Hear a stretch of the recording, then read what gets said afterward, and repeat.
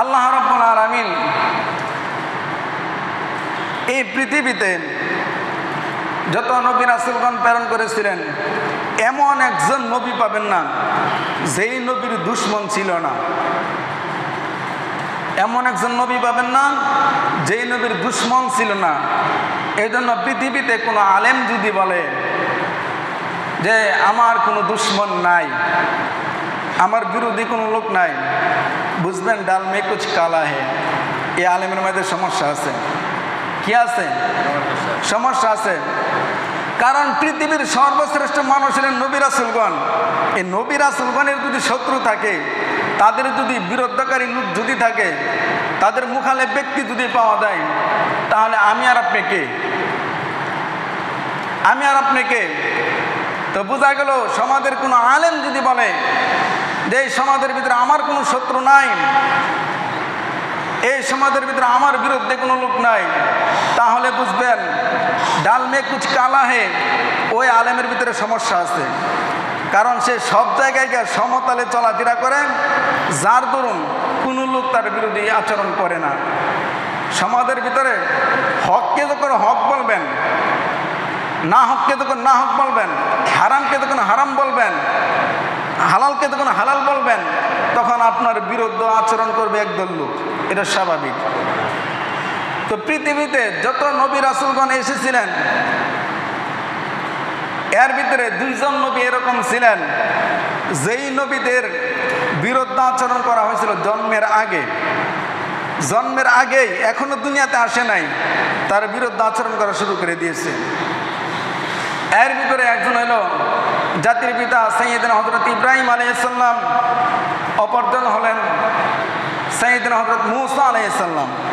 সম্মানিত ভাইরা আমার, তো নমরুদ যে এলাকাতে বসবাস করত, ওই এলাকাটার নাম হলো বাবেল শহর। কোন শহর? বাবেল শহরের একটা প্রসিদ্ধ জায়গার নাম হলো মৌসেল। ওই মৌসেল শহরে ছিল নমরুদের বসবাস, তার রাজ্য কারখানা পরিচালনা করার স্থান। ওইখানে বসে বসে নমরুদ তার রাজ্য পরিচালনা করত।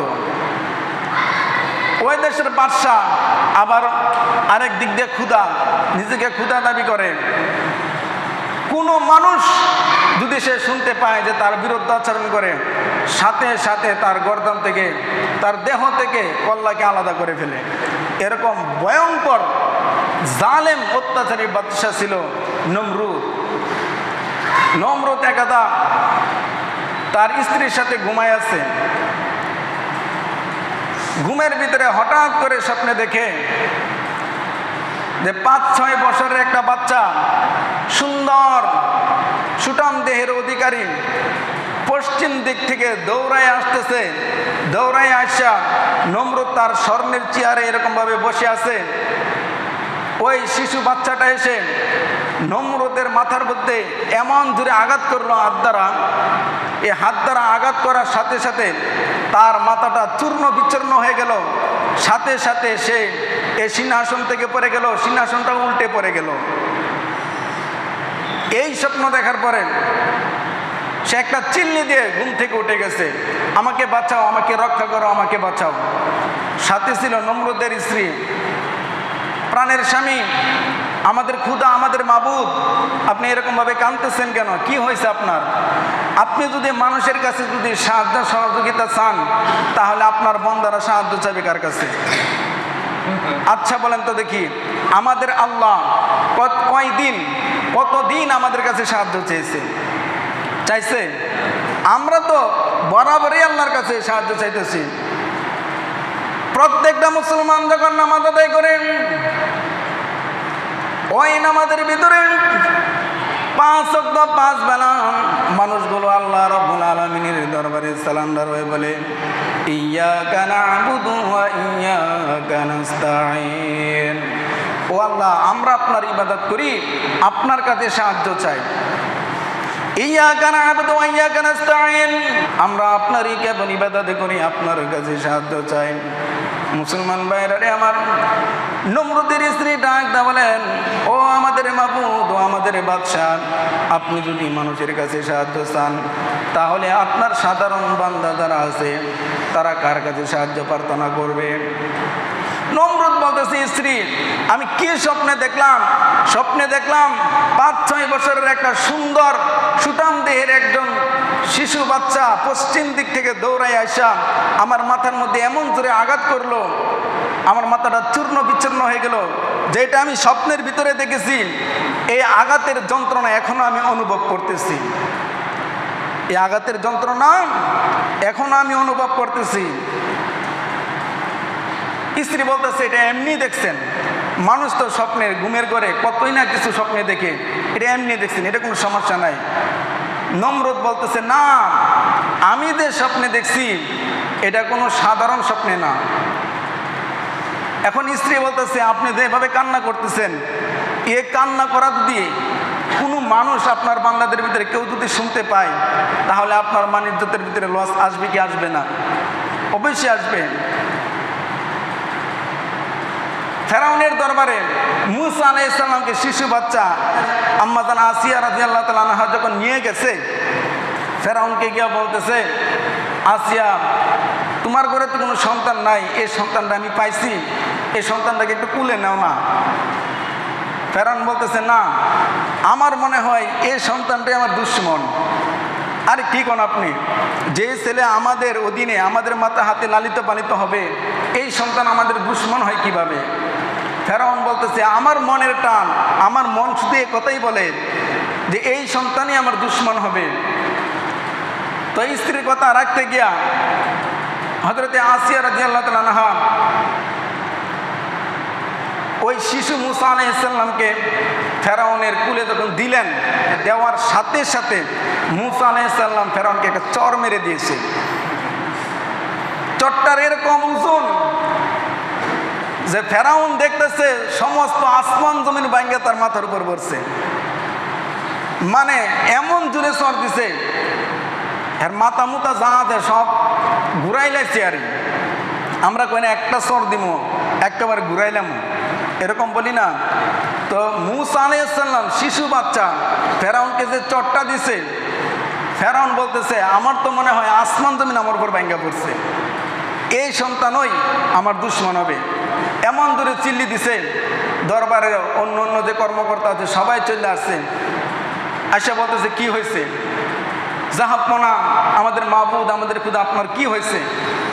এখন যদি বলে যে এই শিশু বাচ্চা আমার চর দিছে, তাহলে মানুষ কি বলবে?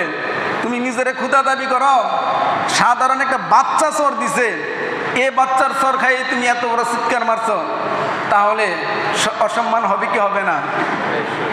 খুদার প্রেস্টিজের মধ্যে লস আসবে না? এজন্য সে বলে কোনো কিছু হয়েছে না। মনে মনে আসিয়া আলাইহিস সালাম মনে মনে হাসে আর মনে মনে কয়, তুমি যে কদ্দুর খুদা এটা বুঝ জ্বালাইছি, তুমি যে কদ্দুর খুদা বুঝ জ্বালাইছি। এরকম ছোটো বাচ্চার চরে তুমি সহ্য করতে পারো না। আমরা কে, আরে ভাই, এই ছোটো বাচ্চা তোমার একটা কিল দিছে, এটাই সহ্য করতে পারো না, কিসের বেড়া তুমি? এরকম বলি না? তো নিজেরা খুদা দাবি করে। আবার খুদা মানে কি? আনা রাব্বুকুমুল আ'লা, আমি হলাম সর্বশ্রেষ্ঠ খুদা। অথচ পিচ্ছে এক বাচ্চা কি দিছে? থাপ্পড় দিছে, থাপ্পড়ের ওজন সে সহ্য করতে পারে না। ঠিক নমরুদও কান্না শুরু করছে। নমরুদের ফার্স্ট লেডি তার স্ত্রী ডাক দেয়, বলে, আমাদের খুদা, আমাদের মাবুদ, আপনি যে বড় চিল্লি দিছেন, এখন যদি আপনার বান্দারা যদি আয়সা দেখে আপনি এই স্বপ্নের ঘরের ভিতরে ছোট বাচ্চার গুস্সিকা এভাবে কাঁদতেছেন, তাহলে আপনার ইজ্জত আর থাকে কই? সুতরাং কান্না করার কোনো দরকার নাই, এটার একটা বিহিত করা হবে, সমস্যা নাই। বলতেছে, না, এটার বিহিত আমাকে তাড়াতাড়ি করতে হবে। কি স্বপ্নে দেখলাম? এখন আমি মাথা নড়াতে পারি না, এখনো ওই গুস্সির ব্যথা আমার শরীরে অনুভব হইতেছে। তো নমরুদের স্ত্রী ডাক দেয়, বলে, প্রাণের স্বামী, আমাদের খুদা 10টার সময় তো আপনি মন্ত্রিসভা নিয়ে বসবেন, ওই সময় তাদের কাছে বলেন। নমরুদ বলতেছে, না, 10টা পর্যন্ত অপেক্ষা করার মতন ধৈর্য আমার নাই। তো কি করা?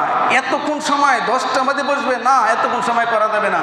তো স্ত্রী বলতেছে, এত সময় যদি না হয় তাহলে 10টার আগে আগেই 9টার সময় পাগলা ঘন্টি বাজায় দেন। পাগলা ঘন্টি বুঝেননি? আগের যুগে তারা স্কুল পড়ছেন বা মাদ্রাসায় পড়ছেন, মাদ্রাসার ইমার্জেন্সি যদি কোনো এলান যদি প্রয়োগ করা হতো ছাত্রদের প্রতি, তাহলে একটা পাগলা ঘন্টি দেওয়া হয়তো, টং টং টং টং করে। সব ছাত্ররা একত্রিত হয়ে গেছেন, সাথে সাথে আইন জারি করে দিচ্ছে। তো এবার 10টার আগেই পাগলা ঘন্টি বাজায় দেওয়া হয়েছে, 9টার সময়। তো অন্যান্য মন্ত্রী যারা আছে, উজির নাজির, এরা তো মনে করছে যে 10টার সময় আমাদের মন্ত্রিসভা বসবে, কিন্তু এর আগে যে পাগলা ঘন্টি বাজায় দিছে, তো কোনো মন্ত্রী গোসল করতেছিল, গোসল করতে গিয়া পায়জামার ভিতরে এক ঠ্যাং ঢুকাইছে, এক ঠ্যাং ঢুকাই দৌড় দিছে মন্ত্রিসভার দিকে। কোনো মন্ত্রী রুটি খাইতেছিল, এই রুটি খাওয়া অবস্থায় দৌড় দিছে। মানে যে কাজের ভিতরে ছিল দৌড়ে আসছে, জাহাপনা আমাদের মাবুদ, আমাদের বাদশাহ, কি হয়েছে, হঠাৎ করে ইমার্জেন্সি ঘন্টা বাজালেন, ব্যাপার কি? তো নমরুদ বলতেছে, দেখো আমি রাত্রেবেলা এই স্বপ্নে দেখেছি। তো মন্ত্রীরা বলতেছে, এটা যে স্বপ্ন, এটা যদি আসলে সঠিক ব্যাখ্যা করা হয় তাহলে আমাদের কারো কল্যাণ থাকবে না। তো মন্ত্রীরা বলতেছে, জাহাপনা ঘুমের করে মানুষ কতই না কিছু স্বপ্নে দেখে, এটা আপনি একটা দুঃস্বপ্ন দেখছেন, এগুলো কোনো কিছু না, এগুলো কোনো কিছু না। কিন্তু নমরুদের তো মন ভরে না। নমরুদ তার দরবারে যে কাহের জ্যোতিষীগণ গণকগণ ছিল, তাদেরকে জিজ্ঞাসা করলেন যে আমি যে রাত্রেবেলা এই স্বপ্ন দেখছি, এই স্বপ্নের তাবির কি হতে পারে? তো গণক যারা ছিল এরাও বলতেছে যে স্যার, আপনি যে স্বপ্নে দেখছেন এটা কোনো কিছু স্বপ্ন না, এটা এমনি দেখছেন, বাজে স্বপ্ন। আপনার মন্ত্রীরা যেটা বলছে এটা এমনি বাজে স্বপ্ন, এটা কোনো কিছু না। কিন্তু নমরুদের তো মনে, আপনারা বলেন তো দেখি, সুরের মন কি কয়? পুলিশ না, কারণ স্বপ্নের করে মাইটটা খাইছে কেডা? নমরুদে খাইছে। এজন্য নমরুদে তো বুঝতেছে ব্যথা এখনো পর্যন্ত অনুভব হইতেছে। এবার নমরুদ তার দরবারের ভিতরে যেই সমস্ত চাটুকা আলেমগণ ছিলেন, এদেরকে জিজ্ঞাসা করলেন, ও আলেমেরা, এবার বলো তো দেখি, আমি যে রাত্রেবেলা স্বপ্নে দেখলাম, তোমরা তো হলা আমার দরবারের আলেম, আমার স্বপ্নের তাবির কি হতে পারে? আলেমরাও বুঝছে যে স্বপ্নে দেখছে স্বপ্নের লক্ষণ বেশি ভালো না, এখন যদি এটা সঠিক তাবির করা হয় তাহলে আমাদের কারো কল্যাণ দেহের মধ্যে থাকবে না। এই জন্য আলেমরা বলে দিয়েছে, স্যার আপনার মন্ত্রীরা, আপনার গণকেরা যা বলছে এটাই সঠিক, এটা বাজে স্বপ্ন দেখছেন আপনি। ওই দরবারি আলেম যারা ছিলেন তারা উল্টা পাল্টা ব্যাখ্যা করছে, কিন্তু ওই দরবারের এক কোনায় বসে রয়েছে আরেকজন আলেম। আল্লাহ পাকের কোরআন বলছে, ইনদাহু ইলমুল কিতাব, যার নিকট ছিলেন পূর্ববর্তী কিতাবের এলেম, জ্ঞান, পূর্ববর্তী নবীদের উপর যে সমস্ত কিতাব নাযিল হয়েছে ওই কিতাবের এলেম ছিল ওই লোকটার ভিতরে। এই লোকটা ওই কোনার মধ্যে বসে বসে বলতেছে, তোমরা যে ব্যাখ্যা করছো এত সহজ না, এত সহজ না, বিষয়টা অনেক কঠিন, এত সহজ না, এত সহজ না। তো নমরুদ সিংহাসনে বসে রয়েছে। নমরুদ বলতেছে, ওই যে ওই কর্নারে একজন ব্যক্তি মাথা নড়াইতেছে, এত সহজ না, এত সহজ না, বিষয়টা অনেক কঠিন, অনেক জটিল। এই লোক কি বলতেছে? তখন দরবারে আলেম যারা ছিল আরা বলতেছে, আমাদের বাদশাহ মহোদয়, ওই লোক একটা পাগল লোক আমাদের দরবারের ভিতরে, ওই লোকটা হলো একটা বাতিল লোক, সে তার মন গরামত, সে দিন চালাইতে চায়, ওই আপনাকে কি বুঝাবে? নমরুদ বলতেছে, না না, ওই লোকে কি বলতে চাই তারও একটু বলবার দাও। আদৌ দেখবেন পৃথিবীতে যে সমস্ত উলামা একরাম হকের আওয়াজ তুলে, সত্য কথা বলে, আল্লাহর দ্বীনের কথা বলে, একদল চাটুরা আলেম আছে যারা বাদশাহ আকবরের যুগে ছিল, প্রত্যেক যুগে আছে, যারা সরকারের গোলামি করে, পাঁচাটামি করেন, ওই সমস্ত আলেমরা হক কথা বললে হক্কানি উলামা একরামকে জঙ্গি বলে তুহমত দেয়। আছে না নাই?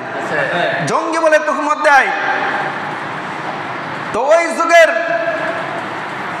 কাহের রাহেক যারা ছিল এরা বলতেছে, বাদশাহ মহোদয়, যে লোকটা মাথা নড়াইতেছে ওই তো ভালো মানুষ না, সে তো জঙ্গি, সে আপনাকে কি বুঝাবে?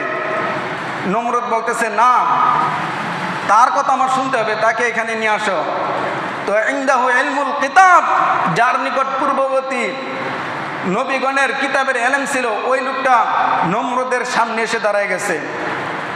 তো ওই দরবারি আলেম যারা আছে এরা বলতেছে, বাদশাহ মহোদয়, আগেই তো বলছিলাম এই লোক বেশি ভালো মানুষ না, উগ্রবাদী, জঙ্গিবাদী। দেখছেন আমরা সবাই আপনার দরবারে এসে আপনাকে শ্রদ্ধা ভক্তি করি, আপনাকে সেজদা করি, আর সে কেমনভাবে বুক টান দিয়ে মাথা উঁচু করে দাঁড়ায় আছে। দেখছেন এর মধ্যে সমস্যা আছে। তো নমরুদ বলতেছে, কি ব্যাপার, আমার সামনে যারা আসে সবাই মাথা নত করে আমাকে সেজদা করে, তুমি তো সেজদা করলো না। ওই আলেম ডাক দেয়, বলে, নমরুদ, অতীতে পূর্বে কখনো তোমাকে সেজদা করি নাই, বর্তমানেও করতেছি না, আর ভবিষ্যতে করার নিয়ত নাই। ভবিষ্যতে করার নিয়ত নাই, তোমাকে সেজদা করব না। তো তুমি যে স্বপ্নে দেখছো, এই স্বপ্নের ব্যাখ্যা আমি একমাত্র করতে পারি। তো নমরুদ বলতেছে, যেই কঠিন স্বপ্ন দেখলাম ওই লোকের বিচার না হয় পরে করা হবে, কিন্তু আগে আমার ব্যাখ্যাটা তো জানতে পারি। এবার নমরুদ জিজ্ঞাসা করলেন, আরে বাবা, বলো তো দেখি আমার স্বপ্নের ব্যাখ্যাটা কি হতে পারে? ওই লোকটা ডাকতে বলেন, নমরুদ, এত সোজা না, তুমি যে স্বপ্নে দেখেছো ওই স্বপ্নের ব্যাখ্যা অত্যন্ত ভয়াবহ।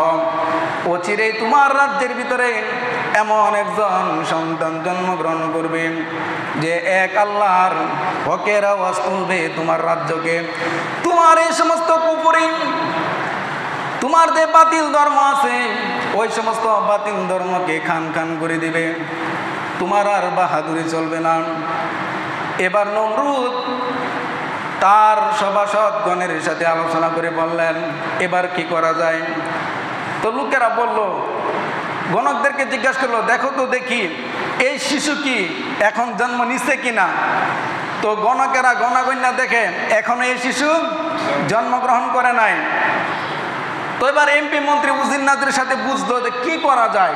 উজির নাজিরগণ বলল যে, জাহাপনা, এই সন্তান যেন দুনিয়াতে না আসতে পারে। যে সমস্ত পুরুষেরা বিবাহ করেছে এদেরকে তাদের স্ত্রীদের থেকে আলাদা করেন, জন্ম নিয়ন্ত্রণ করেন। আর যে সমস্ত পুরুষেরা এখনো বিবাহ করে নাই তারা যেন বিবাহ না করতে পারে এই আইন জারি করেন। আর যে সমস্ত মহিলাদের গর্ভের ভিতরে সন্তান চলে গেছে ওই সন্তানগুলোকে চেক করার ব্যবস্থা করেন। এইগুলো যদি পুরুষ সন্তান হয় এগুলোকে সাথে সাথে কতল করে দেওয়া হবে। তাহলে বলেন তো দেখি, পৃথিবীতে সর্বপ্রথম জন্ম নিয়ন্ত্রণ আইন কে তৈরি করেছে? নমরুদ। কে তৈরি করেছে? নমরুদ তৈরি করেছে। আদৌ পৃথিবীতে যারা জন্ম নিয়ন্ত্রণ আইন চালু করতে চায় বুঝবেন যে নিঃসন্দেহে এরা নমরুদ এবং ফেরাউনের অনুসারী। জুড়ে কোন ঠিক কিনা? কারণ পৃথিবীতে জন্ম নিয়ন্ত্রণের আইন চালু করেছে নমরুদ। আদৌ পৃথিবীতে যারা জন্ম নিয়ন্ত্রণের আইন জারি করে এরা বলে যে লোক সংখ্যা যদি বেশি হয় তাহলে এদেরকে জায়গা দিব কোথায়, ওরা খাবে কি? আরে রিজিকের মালিক তো তুমি না, আর জায়গা দেওয়ার মালিক তুমি না। রিজিকের মালিক কে? আল্লাহ। জায়গা দেওয়ার মালিকও আল্লাহ। ময় মুরব্বী যারা আছেন এরা জানেন, আগের যুগে ক্ষেতের মধ্যে যেই পরিমাণ দান হইতো বর্তমান যুগে ক্ষেতের মধ্যে দান কি সেই পরিমাণ হয় না আগের চাইতে বেশি হয়? আগের চাইতে বেশি হয় না? কত জায়গার ভিতরে নদীতে দ্বীপ জাগ্রত হইতেছে, দ্বীপ জাগতেছে, ওই দ্বীপের ভিতরে গিয়ে মানুষ বাড়িঘর বানাইতেছে। আর কি করবে মানুষ? মানুষ তো এখন চিন্তাধারা করতেছে কিভাবে চাঁদের দেশে বাড়ি বানানো যায়। আছে না নাই? আছে। তাহলে জায়গা এবং খাওয়া নিয়ে তোমার চিন্তা করার কি বিষয়? আল্লাহ বলেন, ও পৃথিবীর মানুষ, আমি মানুষ তৈরি করেছি, ওই মানুষের খাদ্য বাসস্থান তাদের রিজিকের ব্যবস্থা একমাত্র আমি আল্লাহই করি। আল্লাহ রাব্বুল আলামিন বলেন, ওয়ামা মিন দাব্বাতিন ফিল আরদি ইল্লা আলাল্লাহি রিজকুহা, যে পৃথিবীতে এমন কোন বিচরণশীল প্রাণী নাই যেই প্রাণীর রিজিকের ব্যবস্থা আমি আল্লাহ করি না। গর্তের পিপিলিকা থেকে নিয়ে এসে যত জীবজন্তু আছে সবার রিজিকের ব্যবস্থা কে করেন? আল্লাহ করেন। তো মুসলমান ভাইরা, এমন আইন জারি হয়ে গেছে। নমরুদের সময় যে সমস্ত পুরুষেরা বিবাহ করেছিল ওই পুরুষদেরকে নমরুদের জেলখানার মধ্যে এনে বন্দি করে দিয়েছে। যে সমস্ত পুরুষেরা এখনো বিবাহ করে নাই, যে সমস্ত পুরুষেরা এখনো বিবাহ করে নাই, এদের উপর আইন জারি করলো, তোমরা আর বিবাহ করতে পারবে না যতক্ষণ পর্যন্ত আবার আইন জারি না করা হবে। এখন মহিলাদের থেকে তাদের স্বামীগুলোকে আলাদা করে জেলখানার মধ্যে এনে বন্দি করে রাখছে। তো নমরুদের দেহরক্ষী ছিল জাতির পিতা সাইয়েদনা হযরত ইব্রাহিম আলাইহিস সালামের আব্বা আজর, নমরুদের দেহরক্ষী ছিল। আপনারা বলেন আমাদের দেশের ভিতরে বা তাম বিশ্বের বুকে যারা সরকার প্রধানের দেহরক্ষী, এদের একটা এক্সট্রা পাওয়ার আছে না নাই? আর এদের তো পাওয়ার আছে, যারা এদের সামসার সামসা হেগুলোনের পাওয়ারে তো দুনিয়াতে এখন বসবাস করা যায় না। জোরে কোন ঠিক কিনা? তো জানোস আমার স্বাস্থ্য মামার শ্বশুর হইল সরকারের সচিব, বেস্তি আলাপ করবি কেরাবেরা লাগাই দিব। স্বাস্থ্য নানার শ্বশুর, চিন্তা করছেন? স্বাস্থ্য নানার শ্বশুর সরকারের সচিব, এখন বেশি কথা বললে কেরাবেরা লাগাই দিব। তাহলে নমরুদের দেহরক্ষী তার একটা পাওয়ার আছে না নাই? এভাবে 1 মাস কেটে গেল, 2 মাস কেটে গেল, 8 মাস কেটে যাওয়ার পরে একদিন নমরুদ ঘুমিয়ে আছে, নমরুদের পাশে তার দেহরক্ষী আজর ঘুমিয়ে আছে। আজর ঘুমের ঘরে স্বপ্নে দেখে যে তার স্ত্রী তার কাছে এসে উপস্থিত হয়ে গেছে। উপস্থিত হয়ে বলতেছে, কতদিন যাবত তোমার দেখি না, তুমি কেমন নিষ্ঠুর মানুষ, তুমি তোমার আল্লাহরে বুঝাইয়া তোমার বাদশারে বুঝাইয়া আমার কাছে আসতে পারো না। কান্না শুরু করে দিছে। আচ্ছা বলেন তো দেখি, স্ত্রী যদি স্বামীর প্রতি আকৃষ্ট হয়ে যদি কান্দে, স্বামীর অন্তরে দয়া আসে কি আসে না? আসবে তো, স্বাভাবিক, ঠিক না? তো আজরের ঘুম ভেঙে গেছে। আমি কি স্বপ্নে দেখলাম? আমার স্ত্রী একান্তেছে, যা এবার মৃত্যু হইলে হয়েছে, আজকে গিয়ে স্ত্রীর সাথে সাক্ষাৎ করব। আমরা প্রায় সময় বলি না যে আজকে অমুক জায়গায় দেবো, মৃত্যু হইলে হোক, যা যেটা মন সেইটা হইব, এরকম বলি না? মরে গেলে আগে যাবো গা, কিন্তু কাজটা কইরা দিব। তো আজর বেটা বলতেছে, যে কোনোভাবে হোক আজকে আমি আমার স্ত্রীর সাথে সাক্ষাৎ করব।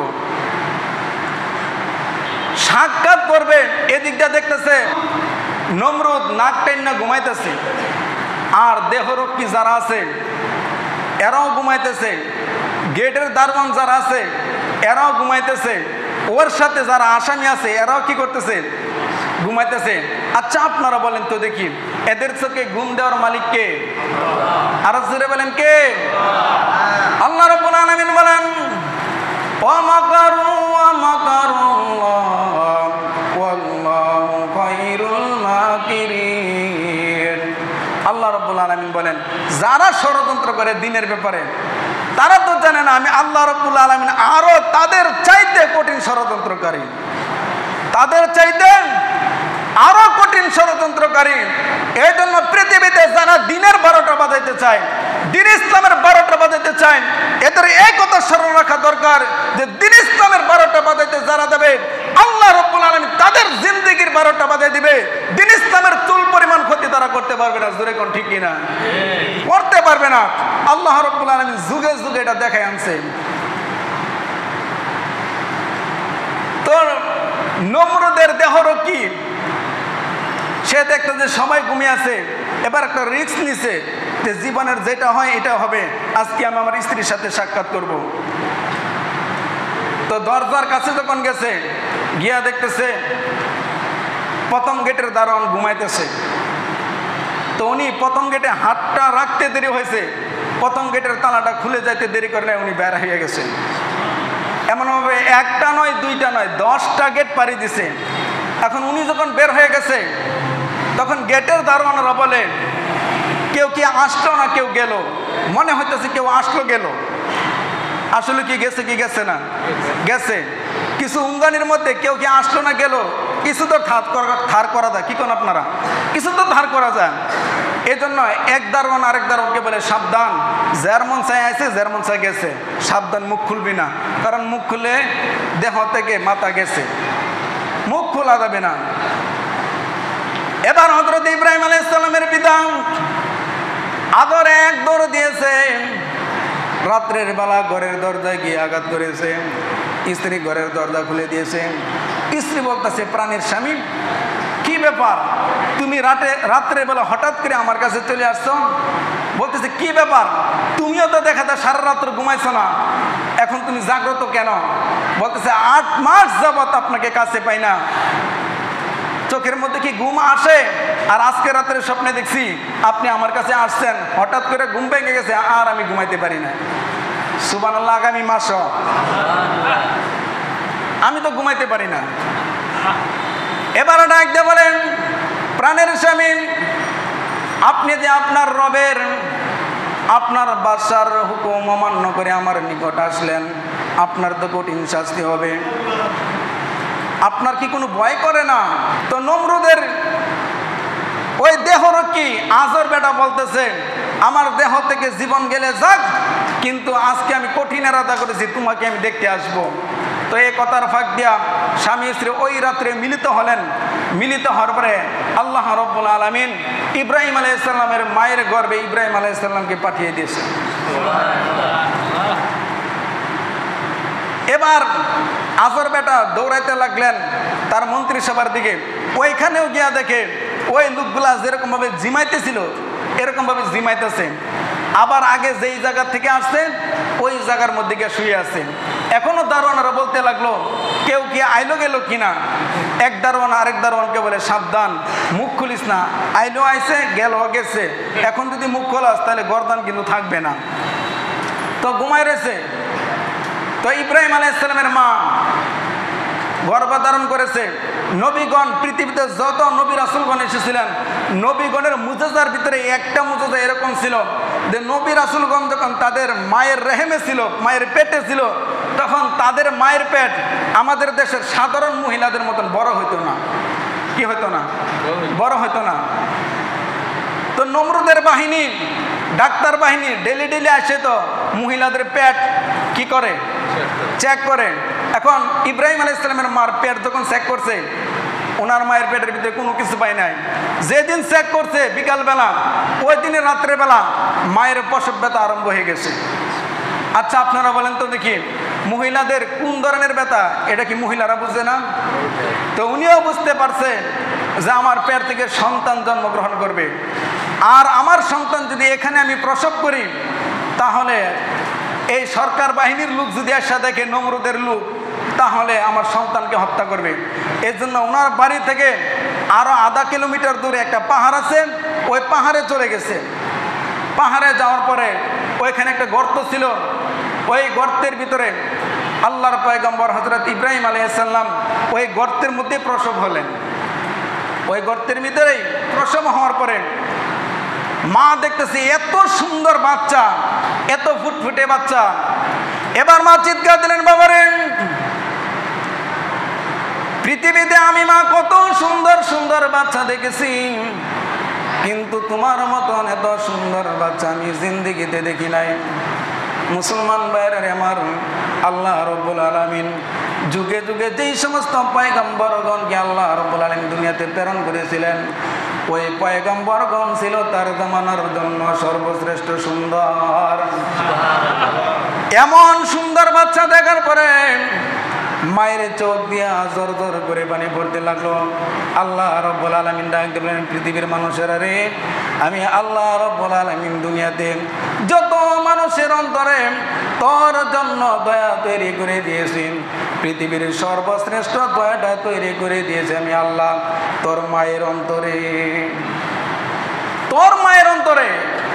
কারণ একটা মহিলা প্রসব ব্যথার কারণে মরে যায় বাপ, এমন প্রসব ব্যথার সময় মনে মনে বলে, আল্লাহ এবার যদি এই সন্তানটাকে প্রসব করতে পারি, এবার যদি এই সন্তানটাকে প্রসব করতে পারি, জিন্দেগিতে আর কোনোদিন সন্তান নেব না।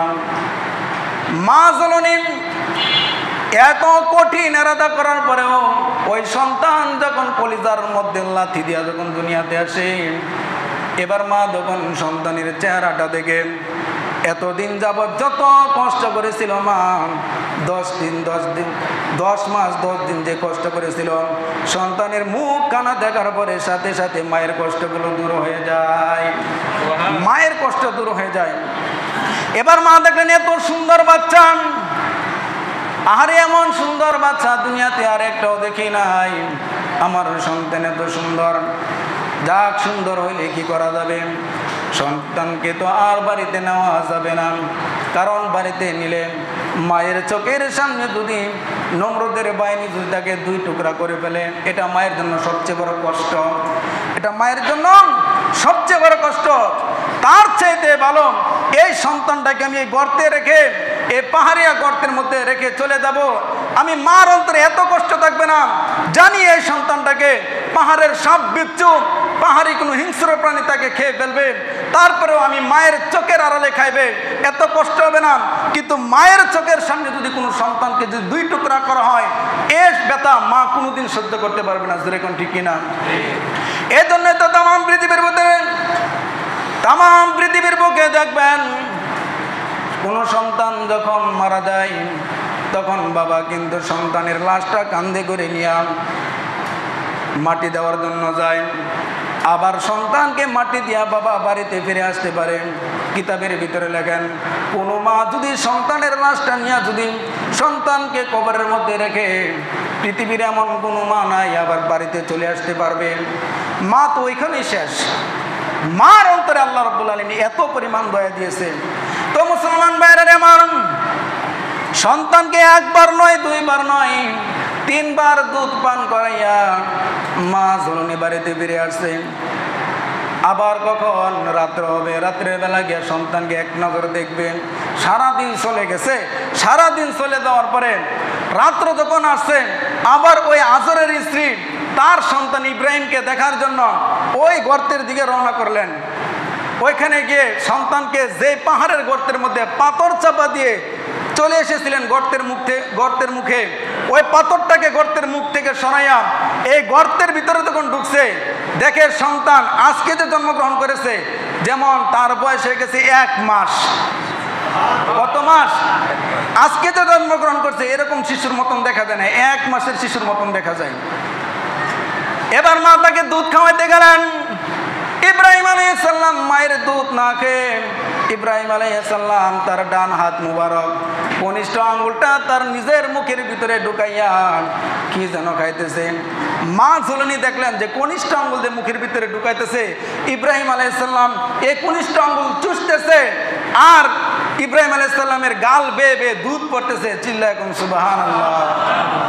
মা দেখে আশ্চর্যজনিত হয়ে গেলেন, আহারে আমার সন্তানের এই কায়ন আঙ্গুলের মাথা দিয়া অজুরে দুধ বের হচ্ছে, আর আমার সন্তান টেনে টেনে খাইতেছে। এবার আল্লাহর পয়গম্বর হযরত ইব্রাহিম আলাইহিস সালাম দ্বিতীয় যে কনিষ্ঠ আঙ্গুলটা ছিলেন এটা মুখের ভিতরে ঢুকাইছে। এটা মুখের ভিতরে ঢুকানোর পরে দেখে মা যে সাচ্চা মধু ইব্রাহিম আলাইহিস সালামের গাল বেয়ে বেয়ে পড়তেছে। এবার মা দেখলেন তৃতীয় যে মধ্যম আঙ্গুলটি আছে, এই তৃতীয় আঙ্গুল ঢুকাইয়া ইব্রাহিম আলাইহিস সালাম চুষতেছে, তার মুখ দিয়া তার গাল বেয়ে বেয়ে সাচ্চা পানি বের হইতেছে। অর্থাৎ আল্লাহ রাব্বুল আলামিন তার 5 আঙ্গুলের ভিতরে 5 ধরনের পানির ঝর্ণা সৃষ্টি করে দিয়েছে। আল্লাহর পয়গম্বর ইব্রাহিম আলাইহিস সালাম ওই গর্তের মধ্যে থেকে থেকে খাইতেছে। এবার মা খুশি হলেন। খুশি হওয়ার পরে এবার মা বাড়িতে ফিরে আসলেন। রাত্র যখন ওই সন্তানের কাছে যায়, তো সন্তানের কাছে যাওয়ার পরে দেখে 1 দিনের বাচ্চা 1 মাসের মতন বড় হয়ে গেছে। সুবহানাল্লাহ। আগামী মাসে 1 দিনের বাচ্চা 1 মাসের বড় হয়। তো এরকম ভাবে 1 দিন নয় 2 দিন নয় 21 দিন পার হয়ে গেছে। তো 21 দিন পরে পরে নমরুদের দরবারে যে গণকের আছে, এরা গণাগণ্য দেখছে যে 21 দিন পূর্বে যেই বাচ্চা নমরুদকে লন্ডভন্ড করে দিবে, ওই বাচ্চা দুনিয়াতে এসে গেছে। ওই বাচ্চা দুনিয়াতে এসে গেছে। এবার নমরুদের তো গেছে মাথা নষ্ট হইয়া। এত আইন 44 জারি করার পরেও এই সন্তানকে ঠেকাইতে পারলাম না, তোরা করলি কি? খালি রাজ দরবারে থাইকা থেকে পোলাও মাংস আর মুরগির রান খাও বাতিজারা। এবার বুঝামো এই সন্তানকে তাড়াতাড়ি খুঁজে বাইর করো। কতদিন হয়ে গেছে? 21 দিন হয়ে গেছে। এবার মন্ত্রীরা বলল, বাচ্চা যেহেতু আইসেই গেছে, তাহলে এই জেলখানার মানুষগুলার বন্দি লাই খারাপ কি, এদেরকেও সাইরা দেন, আমরা সবাই মিললা, এরাও আমাদেরকে সহযোগিতা করবে, সরকারি পুলিশ কর্মকর্তাকে আমরা সবাই মিললা ওই বাচ্চাটাকে খুঁজে বের করব। আর এদিক দিয়া 21 দিনের বাচ্চাকে আল্লাহ রাব্বুল আলামিন 21 মাসের বাচ্চা বানাই দিয়েছে। কারণ জান্নাতি দুধ, জান্নাতি মধু, জান্নাতি পানি খাইতেছে, এটার একটা অ্যাকশন রিয়াকশন আছে না নাই? আছে তো ভাই। দেখবেন আমাদের সমাজে যে সমস্ত বাচ্চারা বালা বালা খায়, এদের শরীরটা দেখবেন পোলট্রি মুরগির মতন, আছে না নাই? আছে। এমন তো ভালো ভালো খাইতেছে, তো 21 দিনের বাচ্চা 21 মাসের বাচ্চার সমান হয়ে গেছে। এবার আজর দৌড়ায় আসছে বাড়িতে। বাড়িতে আসার সময় লোকেরা আজরের কান পরা দেয়, আজর তুমি যে 8 মাস জেলখানার ভিতরে বন্দি ছিলা, তোমার স্ত্রীর রাত্রে বেলা দেখছি খুব সাজ্জা মাইজা লিপস্টিক টেপিস্টিক লাগাইয়া, আরে লিপস্টিক তো ওই যুগে ছিল না, একটা কথা কইলাম আরে, যে এগুলো লাগাইয়া সাজ্জা পাইরা মাথাটা আশ্রয়া তোমার স্ত্রী খালি কই যেন যা রাত্রে বেলা। তো অনেক মানুষ এ কথা বলার পরে আজর তার স্ত্রীকে পরীক্ষা করার জন্য রাত্রে আসা ঘুমের বাং ধরছে। এবার রাত্র যখন হয়েছে, নারীর টান সন্তানের প্রতি আছে না নাই? আছে তো। এবার আজর বেটা ঘুমের বাং ধরছে, এদিক দিয়ে আজরের স্ত্রী আজরকে দেখছে যে ঘুমাইছে কিনা, নাকের কাছে গিয়ে হাতে এরকম ভাবে ইশারা দিছে, দেখে বেটা নাক টাইনে ঘুমাইতেছে। স্ত্রীও বুঝছে দীর্ঘ 8 মাস সে জেলখানার ভিতরে বন্দি ছিল, এখনো কি শরীরের মধ্যে দুর্বলতা এসেছে, ঘুমাইতেছে, ঘুমাক, আমি কি আমার সন্তানের দেখাই। এবার আজর বেটা তো ঘুমের বাং ধরছে, কি কোন আপনারা? এবার ঘুমের বাং ধরছে, এদিক দিয়ে স্ত্রী ঘর থেকে বেড়ে গেছে, আজরও স্ত্রীর পাশে পাশে যায়, পাশে পাশে যাইতে যাইতে এবার গিয়ে স্ত্রী গর্তের মুখ থেকে পাথরটাকে সরালেন, সরাই গিয়ে দেখে আল্লাহর পয়গম্বর ইব্রাহিম আলাইহিস সালাম বসে বসে আঙ্গুল চুষতেছে। এবার ওই সন্তানকে দেখেন মা তুলে নিয়ে কোলের মধ্যে তুলে নিলেন, সাথে সাথে পিছন দিক দিয়ে আজর এসে হাজির হয়ে গেল। আজর ডাক দেয়, বলে প্রাণীর স্ত্রী ওই আইসো তুমি, এ সন্তান কার, এ বাচ্চা কার? বলে তুমি জানো না এই বাচ্চা তো তোমার। আরে আমার মানে আমি তো 8 মাস জেলখানার ভিতরে বন্দি ছিলাম। আরে তুমি তো 8 মাস বন্দি ছিলা, কিন্তু একদিন যে আসছিলাম এরপরে তো এই বাচ্চা আমার পেটে আসা গেছে। এবার আজরও দেখলেন যে এত সুন্দর বাচ্চা, আবার আঙ্গুল দিয়ে কি হইতেছে, দুধ বের হয়, আরেক আঙ্গুল দিয়ে মধু বের হয়, আরেক আঙ্গুল দিয়ে পানি বের হয়, এত সুন্দর বাচ্চা। আচ্ছা যাই কিছু হোক, সন্তানের প্রতি বাবার মহব্বত আছে না নাই? আরে আমরা দেশে একটা কথা আছে, বাপ যদি কসাইও হয় তারপরে তো বাপ, বাপ যদি কসাইও হয় এটা কি বাপ। এবার আজর নিয়ে আসছেন তার সন্তানকে, বাড়িতে নিয়ে আসছে। তো এদিক দিয়া সরকারি যে গোয়েন্দা ছিল এদেরকেও পাঠানো হয়েছে যে গিয়া দেখো কার বাড়িতে 21 দিনের বাচ্চা আছে। কয় দিনের? 21 দিনের বাচ্চা। ইব্রাহিম আলাইহিস সালাম এমন বড় হয়ে গেছে যেমন 2-3 বছরের বাচ্চা। কত বছরের? 2-3 বছরের বাচ্চা। তো কোনো জায়গার ভিতরে খুঁজা মুজ্জা বাচ্চা পায় না, আয়সা দেখতেছে ইব্রাহিম আলাইহিস সালাম বসে বসে রুটি খাইতেছে, মা রুটি বানাইতেছে। আর বাপ তো 8 মাস ছিল না, বাড়ি ঘর তো জংলা হয়ে গেছে, বাবাই বাড়ির আশপাশ পরিষ্কার করতেছে। এবার সরকারি পুলিশ একটা একটা ডাক দেয়া বলে এই যে একটা বাচ্চা পাইছি। তো একটা আরেকটা রেকর্ড, কিরে তোর চৌকি 40 পড়ছে বেটা, আমরা খুঁজতে আসছি 21 দিনের বাচ্চা। আর এই বাচ্চা তো দেখা যায় এটা 2-3 বছরের বাচ্চা। এখন যদি বলি আমরা এইটা 21 দিনের বাচ্চা, তাহলে ফিটের উপর কপালের মধ্যে মায়ের আছে না নাই? আয় কপাল মায়ের আছে না নাই? কপাল মায়ের আছে, মায়ের খাবি বেটা। তোর চৌকি 40 পড়ছে, 10 না 2-3 বছরের বাচ্চা। তো আদরকে জিজ্ঞাসা করছে, আদর বলছে তোমাদের ক্ষুধা এই আইন জারি করার আর 2 বছর আগে আমার বাচ্চা জন্মগ্রহণ করছে। সুবহানাল্লাহ বলবেন না?